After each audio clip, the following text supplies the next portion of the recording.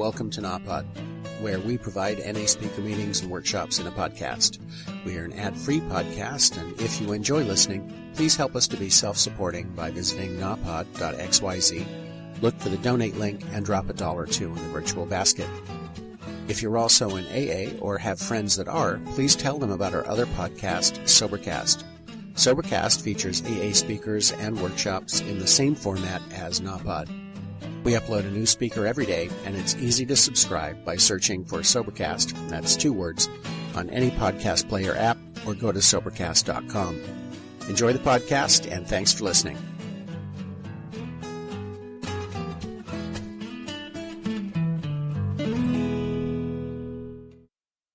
Alan.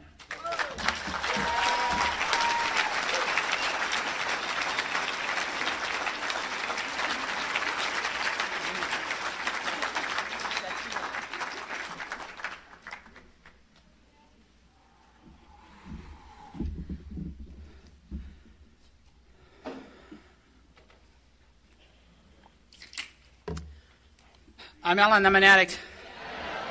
Morning. Let me just clarify this a little bit.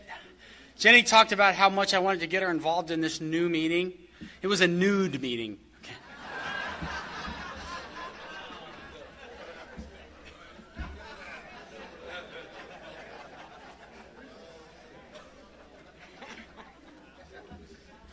Sincerely, please believe me when I tell you that this has been one of the warmest, most welcoming, organized conventions that I have ever had the pleasure of attending.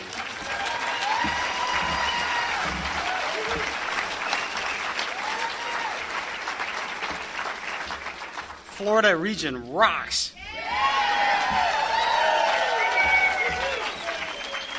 You really get a taste for the fellowship when you show up to a convention and nobody really knows who you are. And as far as anybody knows, you're just a newcomer or just someone from somewhere else. And you really get an idea of how the fellowship and how the welcoming is here and what it's like to be a newcomer. And you know what? I'd come back. So congratulations. You guys are awesome.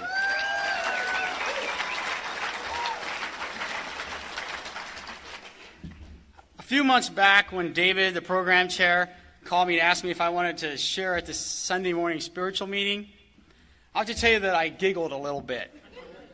See, anybody that knows me knows that there was a very real time, actually for many years, that no one ever thought that my name and spirituality was going to be used in the same sentence. Unless it's what spiritual isn't. Wait, is that what this is about? If you're new, before I even get started, I want to make sure that I welcome you and tell you that I hope that there's something that you hear or see or experience here this weekend that makes you want to stay.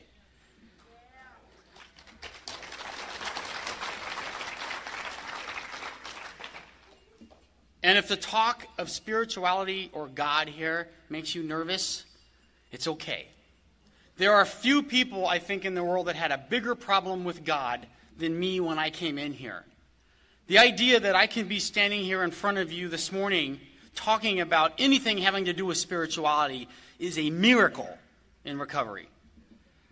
I remember having about 90 days clean and sitting in an NA meeting. You know how you hear stuff over and over again, but you don't really get it until you hear it? I was sitting in a meeting one day, and I looked up on the wall, and I saw the poster of the steps and the traditions. And I remember for the first time, I realized how many times God was in the steps. And my stomach just sunk, And I remember thinking, oh, no, here we go again, right? People are going to start blessing me or something. And my predecessors told me it was okay. Just keep coming back, and I'll figure something out.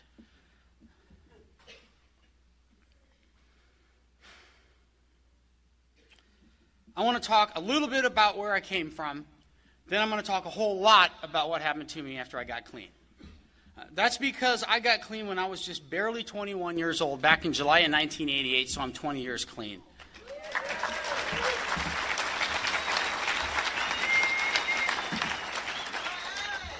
That means I've been clean twice as long as I used, and I've been clean in NA half of my life.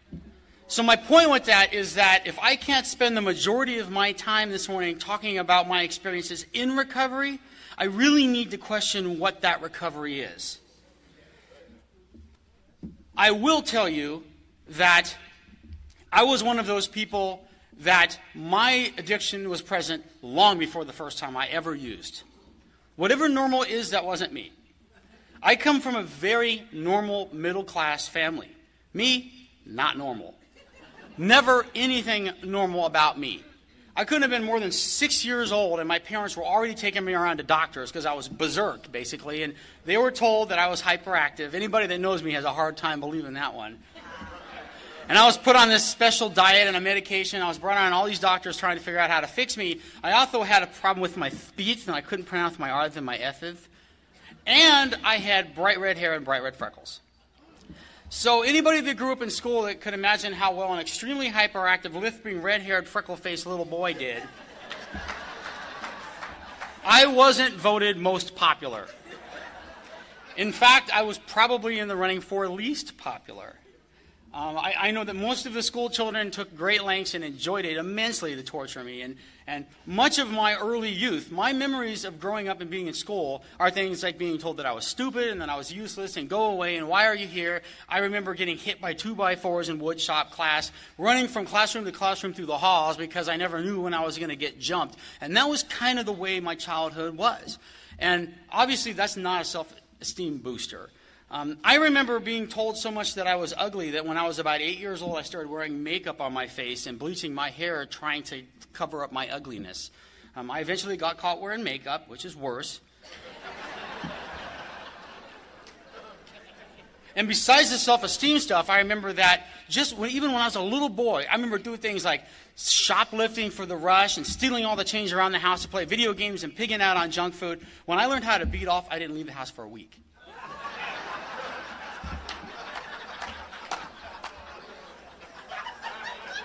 I wanted to just see how she was going to sign that. Beat off.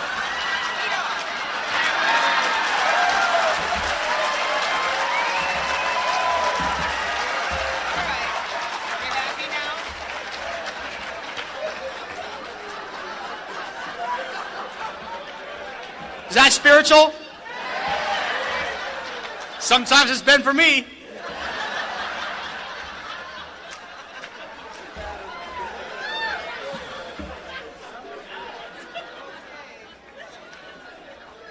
I remember being about 9 years old, watching Saturday morning cartoons and drinking my parents' wine. And I really liked the way it made me feel. But the whopper for me when I was about 11 years old and I found the right combination, marijuana and alcohol, and I just loved it. Okay, I just loved it. And I think maybe that's one of the things that makes addicts different than other people is, for me, the first time that I used that combination, it did for me anything I could have ever wanted. Ever. I remember that I was warm and I was fuzzy and I was like walking around in a dream and my skin wasn't so tight and it didn't matter if people didn't like me anymore and if nothing else I could just buzz, just kind of cruise out and listen to music and for me using was never social or acceptable. I've always said the first time I used it was like a relapse. I picked up and off I went and I just loved it. And that's how it went for me for the next 10 years and I went into an immediate nosedive.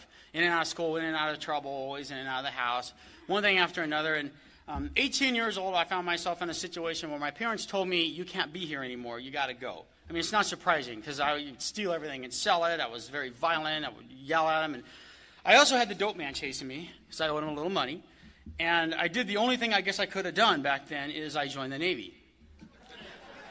I thought it was going to change everything about me, and really the only thing that changed was what I was using. And I spent about the next 2.5, almost 3 years getting and using and finding ways and means to get more. And the beginning of the end came for me when I was on a West Pacific cruise. Japan, Korea, Hong Kong, Philippines, Guam. If you've ever been in the Navy, that's a good place for a 20-year-old male addict to be.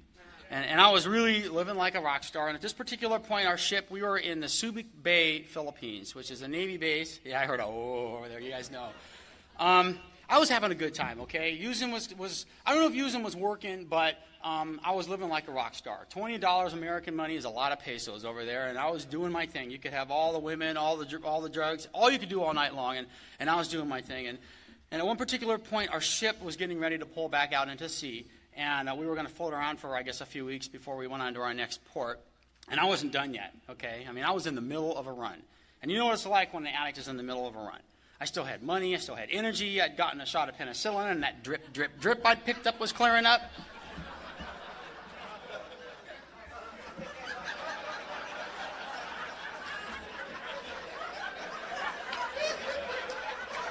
Got to give it away to keep it, right? So I was trying to figure a way out. I wanted to stay right there and keep doing my thing. And there was this guy on my ship a couple of months earlier. He had gotten too loaded. And he came back to the ship and made this big scene and got in all kinds of trouble. And they put him in rehab. And the rehab was on Subic Bay in the Philippines. And while we were out at sea chipping paint or whatever, he was doing the rehab thing. And I didn't know what rehab was. What I pictured, he was like going to these classes, learning how to use social and getting to go out at night and practice his new skills, you know. Kind of nothing else, just a little R&R. And it sounded good to me, right? And by this point, the only person that hadn't really figured out how bad I was me. I was just unlucky, right? So really with no other idea what to do and wanting to stay right there in Subic Bay, I said, I have a problem and I need help. And they immediately restricted me to the ship for the remainder of the cruise until we got back to San Diego, and then they put me into rehab. So it kind of backfired on me. That was July 25th of 1988, and I haven't used since.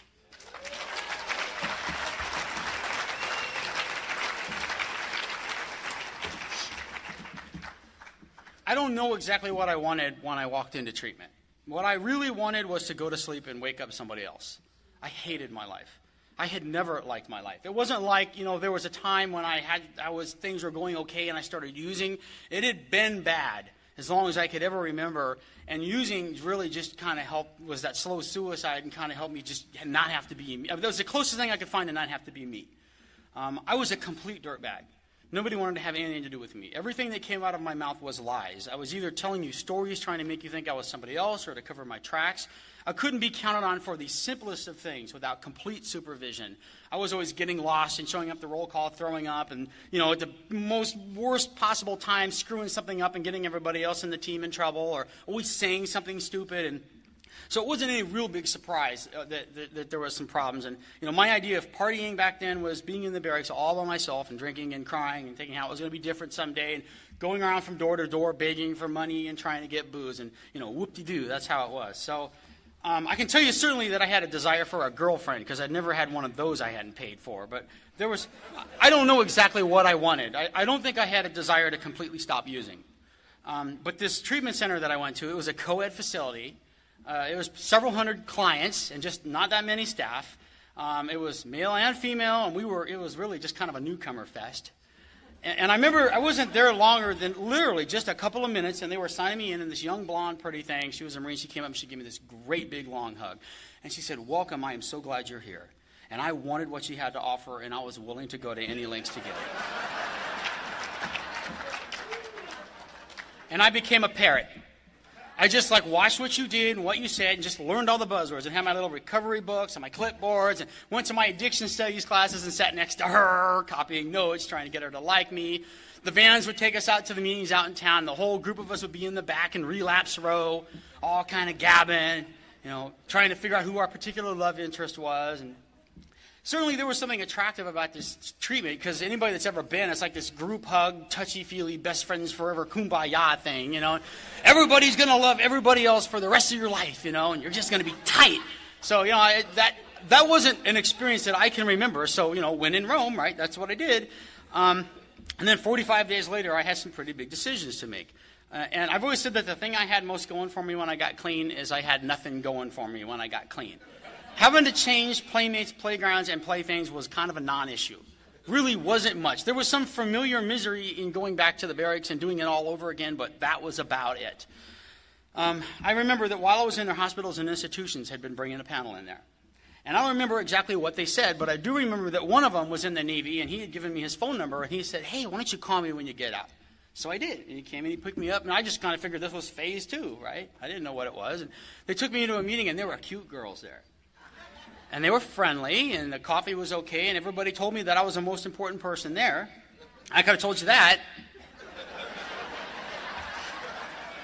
Then I shared for 10 or 15 minutes while everybody, I'm sure, rolled their eyes, and they took me out to dinner, and they bought me dinner, and they told me, "Please keep coming back. We want to have you here." And I came back. I didn't want you to go through all that work of setting all that stuff up and doing all those meetings and have me not showing up, so I came back. Okay, so if you've heard me speak before, you've heard me tell this next story, because I always tell this story to try to connect some of the newer people around here. See, if you're in your first few months or even your first year or so, and you're not feeling enlightened yet, or it just seems like it's everything you can do to just not use, and the confusion is just maddening, and why are you even here, and like, am I going to like these people, and I don't know if I like these people? I always like to tell this story to kind of put things into perspective and to give you a little hope and let you know that you might be doing better than you're feeling. And this is the story of my first year clean.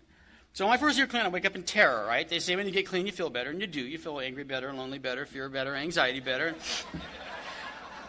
At this time, I was still in the Navy, and my superiors had enough mercy, I guess, that while the rest of my team was out in the yard working on equipment, I was back in the barracks on barracks detail, taking out the trash and cleaning the garbage and toilets. And I'm sure at the time I was like, what did I do? But in retrospect, it was like the best thing anybody could have done for me, because not only was I not around all those negative influences, but I could be by myself, and I had literature in my pocket, and really just pushing a broom was like the most stress I could handle. I'd be pushing a broom, my head would be spinning. Oh, I don't know if that's such a good idea. Oh, I don't know, God, which floor do I clean first, and what if I clean this floor? I'm not going to make it to the meeting in time, and then I'm not going to see her, and if I don't see her, how's she going to like me? And I don't know if she likes me all day long, right? Then I'd get on my bicycle, and I'd pedal up to my meeting for that night. And this bicycle was a big deal for me. It was a $90 Huffy bicycle. It was the first time I could ever remember spending money on anything other than using. I washed and waxed that bicycle. I literally pedaled it until the ball bearings fell out. And I was so crazy that I would memorize our readings, and I would pedal down the street furiously, screaming at myself, trying to get away from my head. If you can picture this guy flying by, if you only have the offer, I'm willing to make the effort to get it, stuff falling off of his bike. This is about the time I met Brad. And Brad, he was about the same age as I was. He was also in the Navy, and Brad got clean maybe 2 months after me. And Brad and I, we started to hang out, but we weren't friends. We were more of recovery competitors. See, I didn't like Brad questioning my recovery because he only had 90 days and I had 5 months. But Brad, got the same home group and liked the same guys and hung out with the same people and liked the same girls. He even got the same sponsor, and we would race each other over to our sponsor's house trying to get sponsor time first. Back in the barracks, Brad and I, we would get dressed up in our very best clothes to impress all the girls up at the meeting, and we would pedal our bicycles up to the meeting together.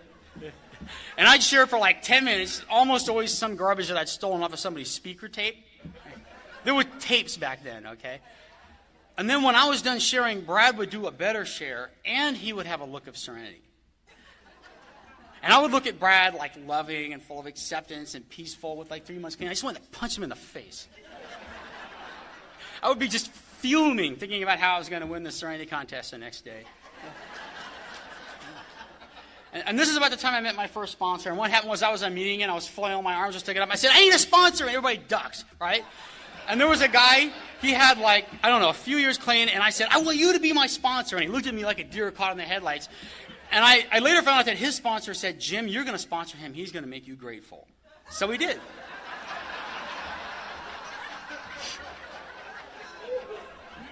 So after the meeting, I would pedal my bicycle back to his house, and his wife called me Hurricane Al, because I would burst in the front door, pacing around in circles, spilling coffee, dropping cigarette butts, knocking over plants, wife chasing me around with the dust buster.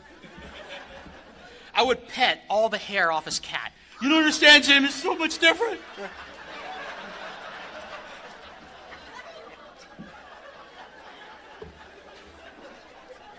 He still tells the story of his bald cat.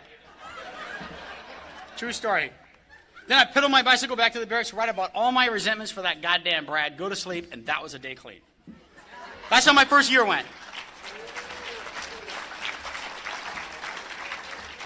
I've never understood clean and serene on the first year key tags. I've always thought it should say happy, joyous, and suicidal. In my second year clean, the inner child movement was getting really big. This was the late 80s, early 90s. Everybody's talking about their issues and real men cry. And I got it into my head that in order to have good recovery, I had to be sensitive. Because if I was sensitive, I'd get chicks. And the way to be sensitive and get chicks is to wear nothing but pink and carry a teddy bear. So that's what I did. I had pink shoes, pink sock, pink belt, pink shirt, had a bear strapped onto my bicycle with bungee cords. I'd be in meetings ow, my feelings hurt today. Okay, up to about this point, about the first 19 months clean, I didn't think about using that much. Now, it wasn't that I wasn't insane. I was completely insane. But you see, what it was that I had come from this very dark place of never being welcome and never fitting anywhere to immediately just being thrust into this great big fellowship of people and places and things to do and stuff to do. I was that guy that just lived, breathed, and dreamed recovery. It's all I talked about, day or night. I'd memorize stuff in the literature, and I would spew it back to you and tie it all together so you could see how recovered I was.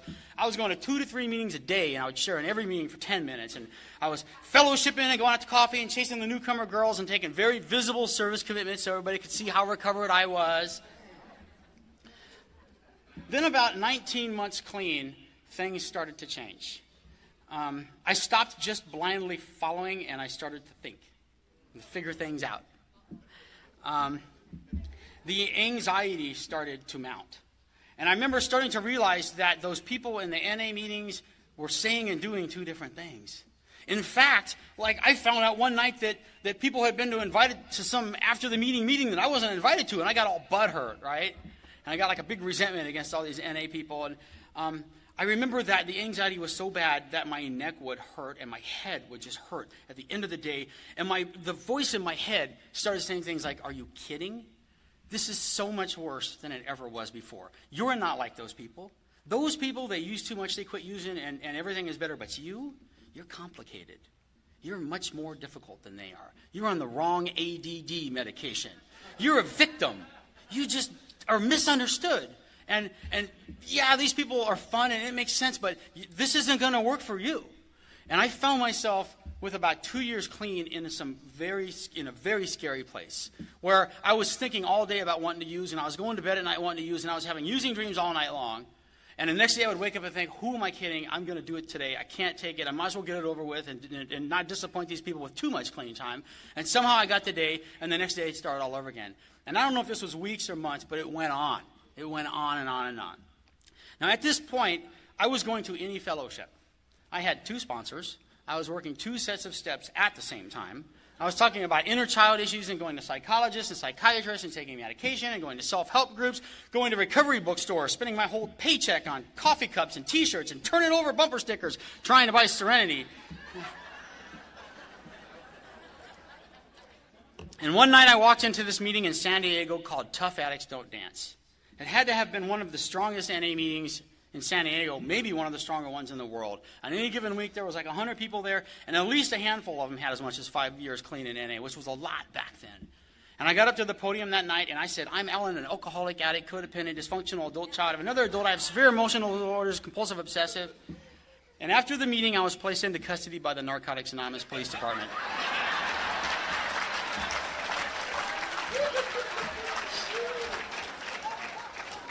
I don't remember what they said because it was like, "Ah!" But I do remember somebody saying, "Why don't you quit being so different and just be an addict?"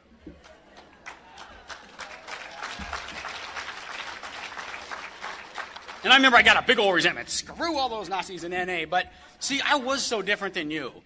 I was dying inside. I fell off of that pink cloud, and I didn't have a pink parachute, and I hit the ground going 100 miles an hour. And I mean, I hit bottom in recovery, okay? I hit my bottom 2 years clean. That kind of bottom where I didn't want to use, I didn't want to be clean, I didn't want to live, I didn't want to die, I didn't want to be. I just kind of hung out here for 2 years fellowshipping and being an NA groupie, and then I hit bottom. And I had some serious thinking to do. I was in that place where Recovery and Relapse talks about, where you're internalizing our first step. And I was in this really dark place of grieving the loss of the only thing that ever worked for me. Really the only thing that ever made it better, and it wasn't better, okay? I was going to another fellowship back then, and they told me all I had to do was not drink, and it was going to be okay, and it was not okay. There was nothing okay about it. I was dying inside. And in that place, I think is when I had what we call that moment of clarity, or that spiritual awakening. And it wasn't even anything really significant. It was just this little thought. And it was, hey, those people in NA are saying the drugs aren't the issue. And that was a new thing for me. That was a very new thing for me. And I started coming back to meetings and listening with a new set of ears. And I started hearing people in meetings telling me that the issue wasn't drugs. If the issue was drugs, then stopping drugs would have been the solution. You had told me that you had a disease called addiction. And for those of you like I was that are skeptical of this disease concept when I got here, if you look up disease in the dictionary, it says an abnormal state which impairs normal body functioning. Okay, that was the story of my life, okay? I had this abnormal state called addiction, and it had been around long before I ever picked up, and it was alive and well now that I put down. And it was obsession, these never-ending thoughts screaming around in my head, usually self-destructive, telling me this time it's going to be different, and if I just have this, it's going to be okay. And it's coupled with the compulsion. Those are those irresistible urges to act out on those thoughts, usually self-destructive and without any regard for the consequences. Talk about just for today. I never lived more just for today than I did when I was using. It was like, do whatever you can because tomorrow you might not be here. And the whole thing was fueled by self-centeredness. This is the part of the disease that tells me that I'm different than you. It tells me that nobody understands my loneliness, that my life is so much more complicated than yours is, that if you knew really how hard things were for me, you would understand why I was the way that I was. And maybe if I just found the right girlfriend, everything would be okay.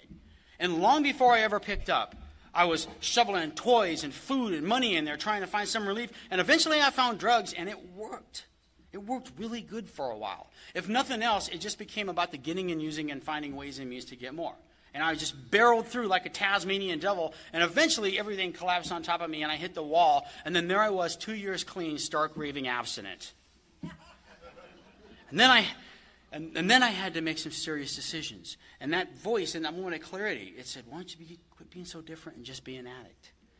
And at that point, I decided that I was going to be an addict, just an addict, that I could no longer afford to be different than you, that maybe all this stuff that was going on was just symptoms of this bigger disease called addiction, so I was going to have one disease and go to one program.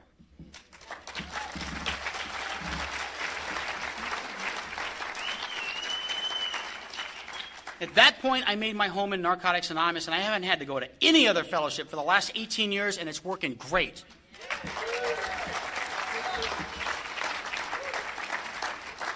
See, I've seen way too many people walk out here thinking one drug was the problem, not the other.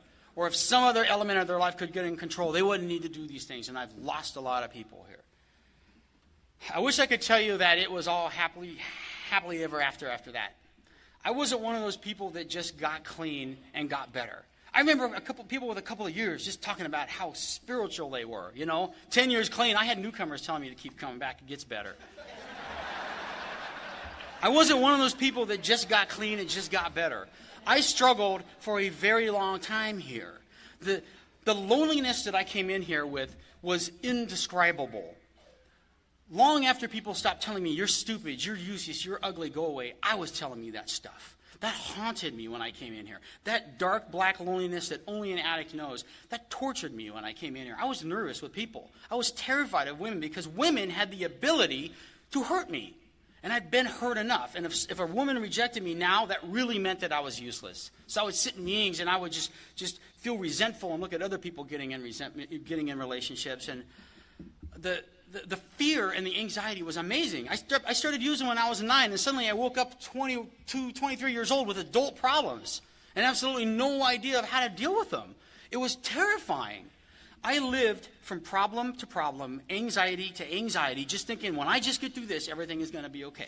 If I work a certain amount of steps, if I get enough clean time, if I go to school, if I find the right girlfriend, if I get a better job, I'm going to be okay. And I had this rosy picture of happily ever after, like this pot of gold that I was always chasing.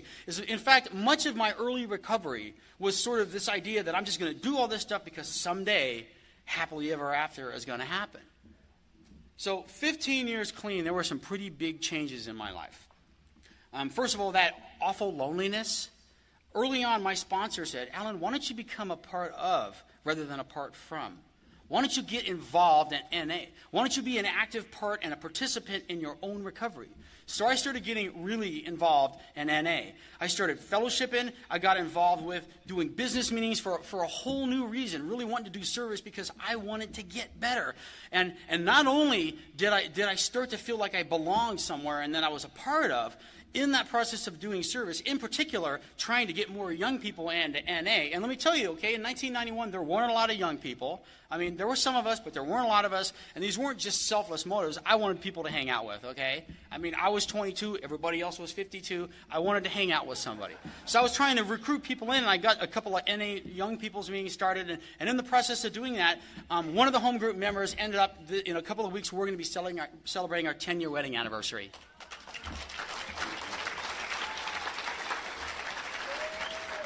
Some of you might have gotten to hear her speak at the women's meeting yesterday. Those feelings of not being okay and why am I here and am I ever going to amount to anything? When I had about 5 years clean, I decided I wanted to go back to school. Okay, it may not be a big deal to you, but a big deal to me. I had been asked to leave every school I'd ever come to. I was not welcome. I got thrown out of PE class, okay? But I decided I wanted to go back to school, and always to support me. You know, my head was like, you're stupid, you're useless, why are you doing this? You're an addict in the land of the earth, people, you can't study, you're too ADD. My sponsor and my friends were like, Alan, you can do this. You can do this, one day at a time, brother. And for 8 years, okay, those early things we learned about how to do NA, about how to do writing assignments and work steps and read the text and call our sponsor, I applied those things to school for 8 years. It took me 8 years because I had to start at knucklehead classes. And there were several times when I had to drop all my units because I was so overwhelmed that I was in trouble and I had to do a 90 and 90. But then I found myself one day with a Bachelor of Science in City and Regional Planning.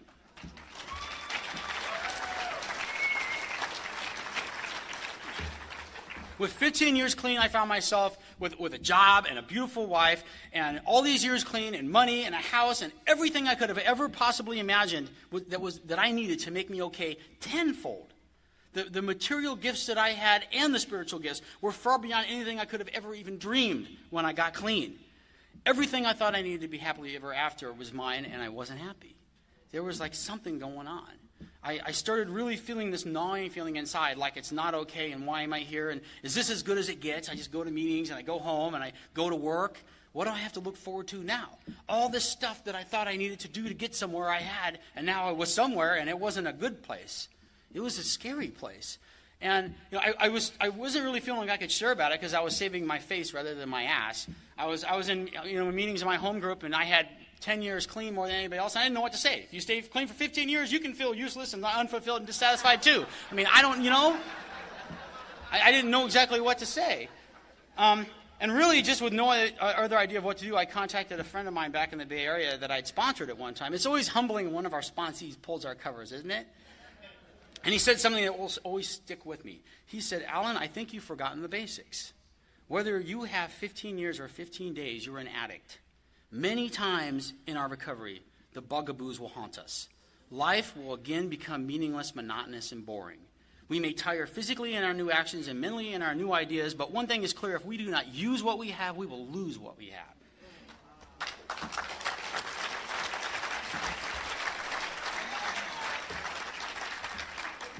And he said, maybe you should just understand that sometimes it's not going to be okay. Maybe you'll just understand that sometimes you're going to feel empty, that it's going to be dissatisfied, that you're going to feel like there's something missing. See, that's called addiction. That's what it is. You still have this disease. You're just feeling the symptoms of the disease. And instead of running and ripping and trying to figure something out how to make it all better, why don't you just recognize that that's what you're feeling? Sit with your feelings. Don't make any major decisions. Do a 90 and 90 and become a newcomer. And that's what I did. I started going to meetings and becoming a newcomer, and I quit chasing what I thought I needed to make me better and just really started doing NA again like I did in the early days. And it passed. It eventually passed. But there was a really big lesson that came out of that. And it was this idea that everything will never be okay someday. It has to be okay right now.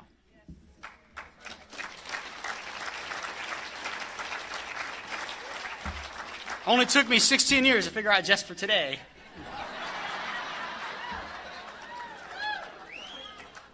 I never said I was a quick learner, okay? But you know what? Most of the time, I'm okay. In fact, sometimes it's so okay, most of the time, that I can be at my house with no music or no TV on and feel okay. I can feel grateful for what my life is.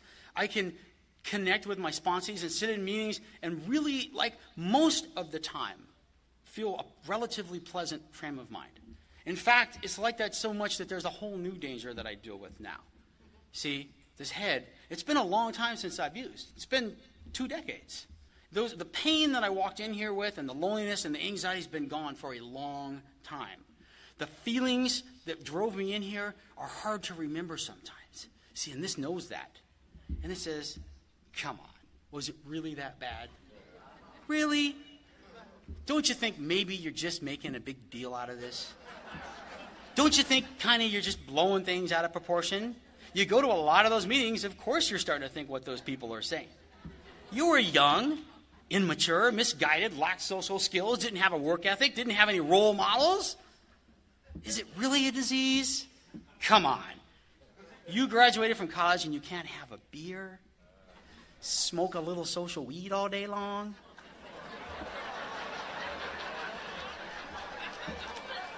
See, I don't know about you, but that's a danger that I have.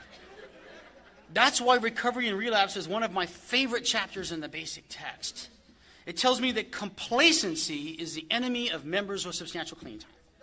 It tells me that when I forget about the amount of work it took to get a period of freedom in my life, a lack of gratitude sinks in.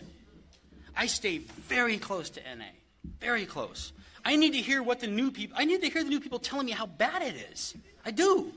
I need to hear the people that have been around here for a while thinking that kind of stuff, I think, and what happens to them. I need to hear what happens when they come back or when they die. See, I have this disease. I have to remember that. Any of us have been around here even a little while, have seen people show up for a while, get really involved, get busy, just start talking this stuff. They sound so great. The light goes on. And then because they're doing so well, they start to pursue other interests in their lives. They go back to school. They get a job. They get married. They have kids. And then you don't see them around so much anymore. They're busy. Their plates are full, right? They got to go to soccer practice. They're the grand poobah. And when I talk to them, or when we talk to them, we hear all kinds of excuses about how they just can't seem to get here, and we don't get it because there's so much other things going on. Then it's a few weeks or a few months or a few years, you hear they're loaded. They're dead. Or they're just lost in active addiction, complete insanity like an animal caught in a web. I'm not going to be one of those people that gets some clean time, shows up occasionally to get my cake and leaves.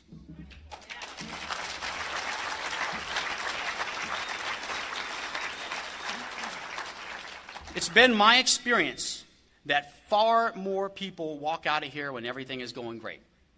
That's when I see people go use, when we're doing life.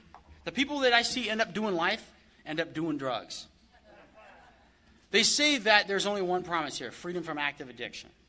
Okay, first of all, let me tell you, that's a very big promise. That doesn't mean freedom from using. That means freedom from the obsession and the compulsion and the self-centeredness and all the insanity that comes around with it. But there's another promise I'll make to you. I promise you, if you put together time, you're going to lose your friends. So many people have slipped through my fingers since I've been here. My wife and I have lost 5 years and almost 3 years in the last 3 years. These are people that came over to my house for coffee. My sponsees, one of my wife's sponsees, people that my mountain biking partner, just shy of his 20th year clean. 20 years. OD'd. I miss him. I could easily spend my whole hour this morning giving you my examples of the people that I have lost since I've been clean. Year after year, I sit in my home group and I see that passing parade come in and out of here, and I hear all this stuff like, this is how I'm going to stay clean, or, maybe you need to do all these things, but I'm not going to work those steps, and I just don't have time because of my job, or, maybe your whole life is about NA, but I got a lot of other things to worry about. And then the next year, at least half of that room is different people. With the exception of the few that decide to stick and stay, to plant their flag in one fellowship and get committed and quit hiding. Those are the ones that I've seen that have stick and stayed.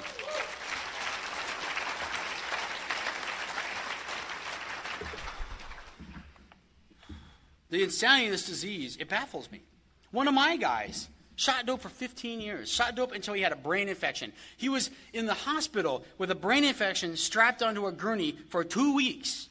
When he showed up to my home group, he was wearing hospital scrubs. He still had adhesive tape hanging out of his arms where he yanked the IVs out to go to a meeting. I'm working this guy for 6 months, and he's saying to me, do you think I'm an addict? Really? I said, if you're not, what is?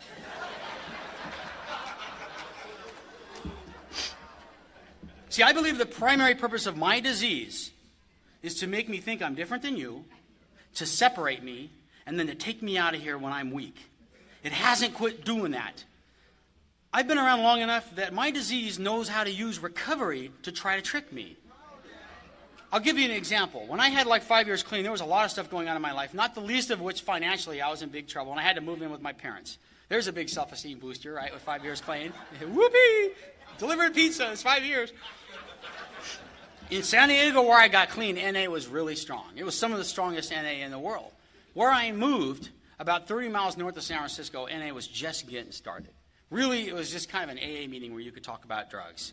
And everybody there, was doing their literature and their program, and was clean and sober, and few people had more than 90 days clean. And those that did have some years, they were really from that other program, and they were there because their meetings told them you can't talk about drugs here. So they were just using their message and talking about drugs and showing all of us how to do it.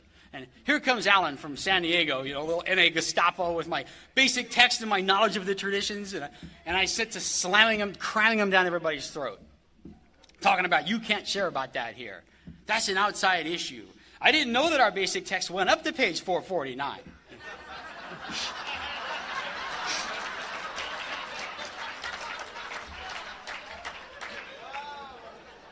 I would be in there in the business meetings trying to control the meetings, or I guess trying to get in touch with the World Service Office to send the National Guard down there or whatever I was going to do. Threatening to get them taken off of the schedule.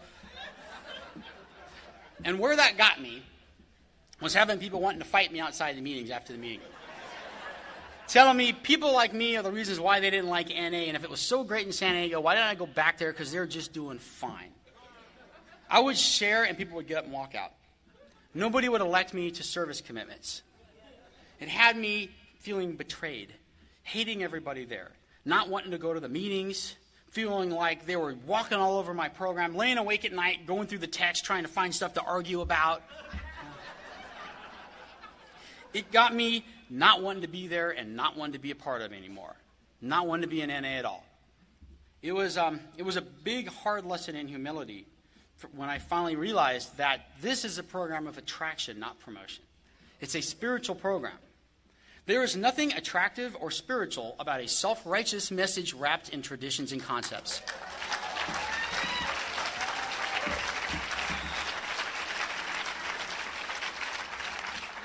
If I were going to make it, I needed to start living behavior that was attractive. And I needed to start carrying a message with love and respect. I can get a whole lot more done with love and respect. I'll be damned if those people didn't start seeming nicer. Okay, this is the part, if you're new and this is your first convention and you've been going through this whole weekend waiting for the big secret, right? This is it. Here we go. This is not a dating service or a social network. This is a 12-step fellowship.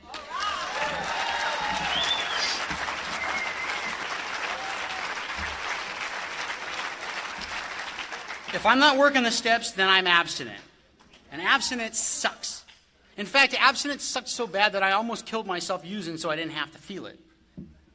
But if I work these steps, I will have a spiritual awakening. Okay, what is that? I can tell you, somebody like me, when I came in here, an agnostic, I didn't want to have anything to do with anything spiritual. I equated spirit with ghosts and spooks and black magic. One of the only places that I've found in our literature that directly says what a spiritual awakening is in our 12th step in the basic text. It says common elements are described as an end to loneliness and a sense of direction in our lives. If you look up spirit in the dictionary, one of the definitions is that part of a person commonly associated with the mind and the feelings. A spiritual awakening is the awakening of the mind and the feelings.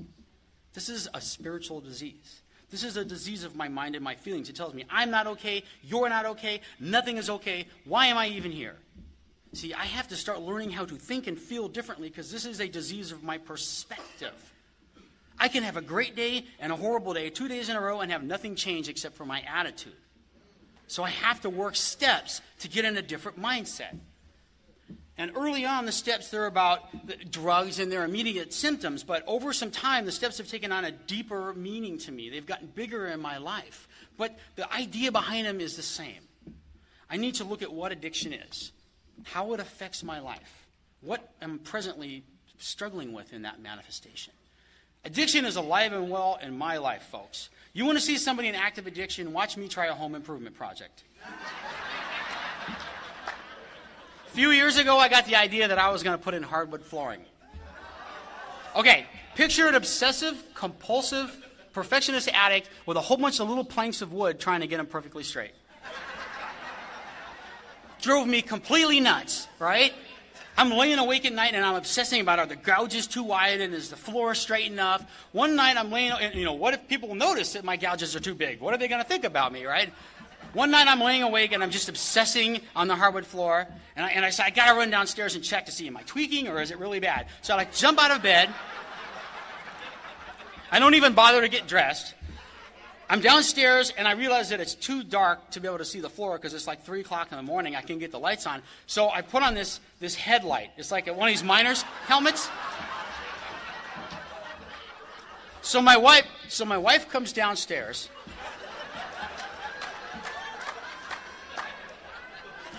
She finds me naked on the floor with a headlamp on.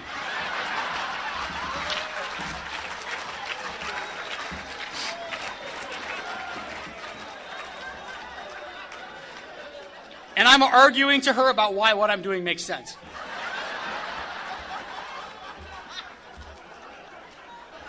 My insanity makes perfect sense when I'm in the middle of it. So I can't think my way out of that. I got to find something bigger. And for me, this higher power thing was a big deal to me. I was one of those people that was always stuck on the second and the third step when I got here. I remember for the first 6 or 7 years, I was talking to whatever was there and believing that my sponsor believed and throwing my shoes under the bed and then kneeling down to get them and kind of fake praying uncomfortably. And with about 6 or 7 years clean, I realized it wasn't working for me. And much of my early recovery was trying to figure out what God wasn't. It was an epiphany for me in my recovery when I realized that every time I come to a meeting thinking it's going to help me, I'm coming to believe that a power greater than myself can restore me to sanity. That was a big deal for me. See, people told me that all I had to believe was that it was greater, more loving, and caring than myself. I can't deny right now this morning in this room is something greater, more loving, and caring than myself.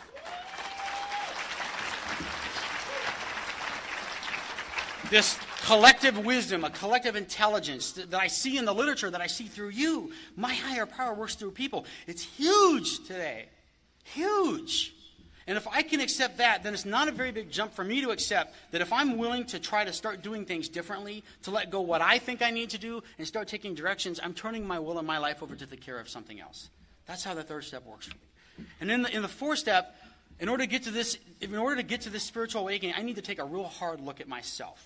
A real hard look at myself. It's an inventory. When a store takes inventory, it looks at what's selling and what isn't so that it can buy more of what's selling and get rid of what isn't. It's the same thing with my inventory. I need to look at what's working and what isn't so I can try to strengthen what's working and get rid of what isn't. And that means I have to write it down with a dictionary. I'm a big fan of the dictionary, okay? I need to write down my guilt, my fear, my shame, those secrets that I wasn't going to tell you, my anxiety, and then lay all that stuff out for my sponsor. Blah. And with his help, we go through that stuff, and he helps me find the exact nature of those wrongs. And I found that most of the time it's the same defects over and over again, causing me the same problems just through different people, places, and things. But it's usually the same stuff in different manifestations. And we write that stuff out of my sixth step. We look up those words in the dictionary, and I write about how those defects have affected my life. And when I really start to see how much my life is controlled by my defects, that's when I get to that entirely ready part, trying to be relieved. It isn't spiritual like that. It's usually I've made too much of a jerk out of myself somewhere and people are mad at me that I want to change behavior. And in my seventh step, my sponsors have told me that the seventh step, that my defects won't be removed unless I replace them with something else. He talked about it being living in the opposites of my defects. We call them spiritual principles here. Where I'm afraid, I practice courage. Where I'm resentful, I practice love. Where I'm self-righteous, I practice humility. Where I'm lustful, well, all right, progress, not perfection. No, I'm kidding. Where I'm lustful, I learn to practice respect. These spiritual principles, these are the opposites of those defects. This is what we learn here in Narcotics Anonymous. And now that I'm able to actually start changing behavior, I can make true amends. Amends doesn't mean I'm sorry. Amends means repairing my behavior and not doing that same thing again. That's what amends is. Being able to continue looking at my part in my 10th step and then learning how to get quiet and look at the way this higher power works for me in my 11th step and being able to carry this message having had that spiritual awakening. From that, over and over again in my life, I've had a new way of thinking and a new way of feeling a spiritual awakening. The downside to this awakening of the mind and the feelings is that you have an awakening of the mind and the feelings. Those feelings just wake up, don't they? I like when I hear the newcomers talking about, I just want to feel my feelings. I say, oh, you will. Keep coming back. Some of those feelings are not comfortable, downright painful. I spent my whole life doing whatever I could to not be me when I got here. It takes a tremendous amount of courage to stay clean. A tremendous amount of courage. I came in here with so much self-loathing and shame for myself. So much guilt. It's not surprising. Long after people were telling me those things, I was still telling me all these awful things. I remember getting the tar beat out of me when I was a little kid and running home to my parents and having my dad tell me if you just kept your mouth shut, that wouldn't happen. So it was my fault, too. Everything was my fault. I apologize to you just for being around me. I remember when I was new, when people would invite me out or when people would talk to me, I thought they felt sorry for me. It was a tremendous, painful process of working through steps, having to learn how to live with me, having to be okay with me. I was whatever you told me I was. There's a reason why we say don't make any major decisions in the first year. I had no idea who I was. I was what you told me it was. Actually, much of what it was learning what I wasn't and learning what wasn't comfortable and what I wouldn't want to do. That's how I learned what I was. From this process of the steps, I have learned self-respect. I've learned that by practicing integrity, by keeping my promises, by talking to myself differently. I'm a big advocate of talking to myself differently. The things I said to myself were horrible. I try to talk to myself kindly. I try to say positive things. Lately, I've been trying to eliminate hate from my vocabulary. I don't have any place for that in my life anymore. I lived my whole life hating. I have so much love in my life today. That's what I have to live in today. But I've learned how to accept compliments without dismissing them, and I've learned how to accept. I learned how to feel good about my accomplishments. I've learned how to have fun. I didn't have any idea how to have fun when I got clean. It eluded me. Either I felt guilty for having fun or I had no idea how to do it. I don't survive today. I am alive today. And I believe that the way that I get to keep that is by bringing it back. When I was new, I looked to my predecessors as examples of how to do this thing. They told me, if you want what we have, do what we do. And that's what I did. They took me to meetings, and I would say, well, the meeting's not set up. Who's the secretary? They'd say, you are. I was so sick of just being me, and it was certainly based on wanting some acceptance, but I was so sick of being me that I was willing to do anything, and I got involved. And today things are different in my life, so now it's my responsibility to be an example of recovery. If the new people can't look to the people with time as examples of how to do this thing, who can they look to? That means that I need to practice these principles in all of my affairs. I can't be sharing all this spiritual stuff and then be in the area service committee self-will run riot. Living clean and talking dirty.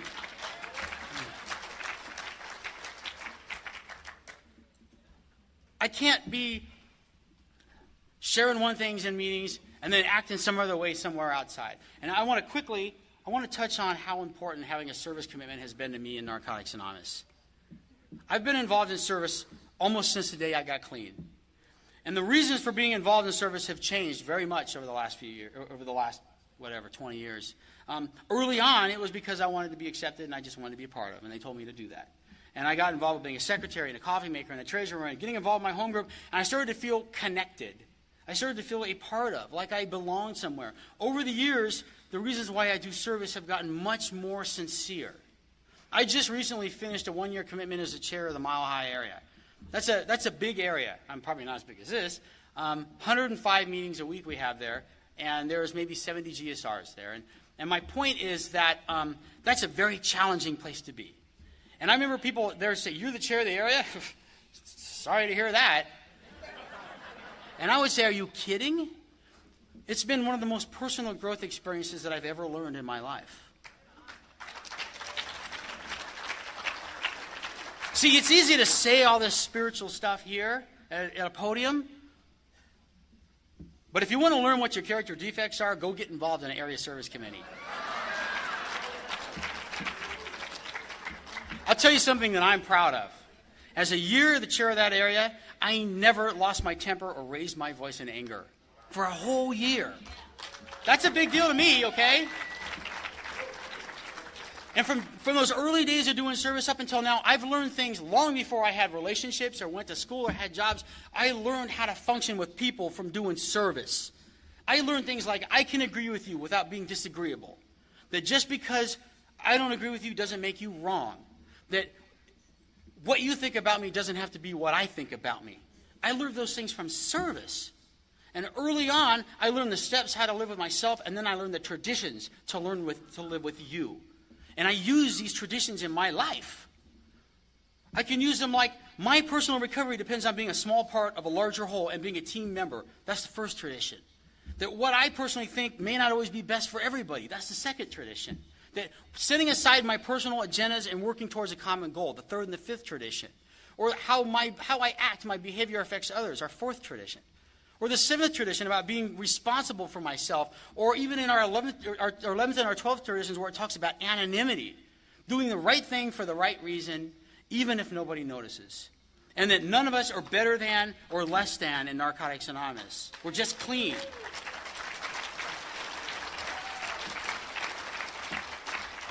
I want to talk quickly about this anonymity part.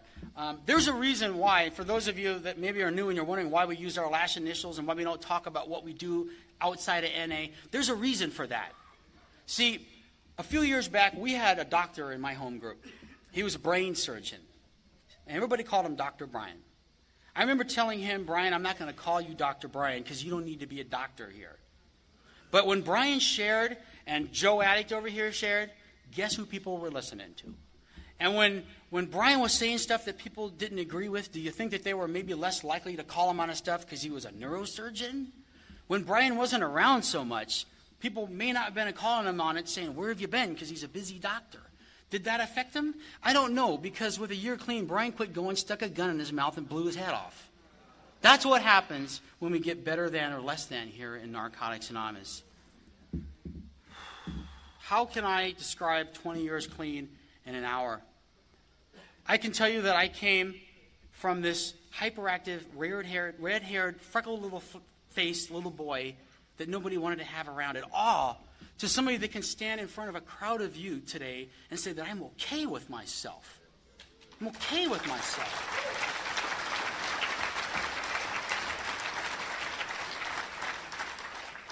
I am still here because I'm still here.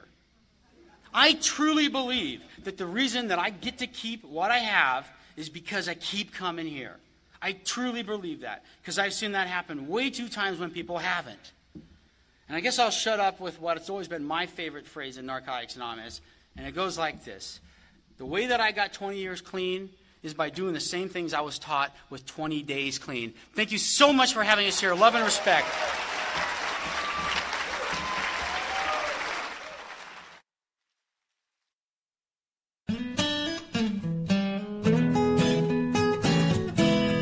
Thank you for listening. I hope you enjoyed the podcast. Please help us improve our ranking so others can find us by putting a review on Stitcher, iTunes, or your favorite podcast index. NAPOD is ad-free thanks to the folks supporting the show with $1 or more per month. If you enjoy listening, you can join them by going to napod.xyz and looking for the donate link. Thank you for listening. Have a great day.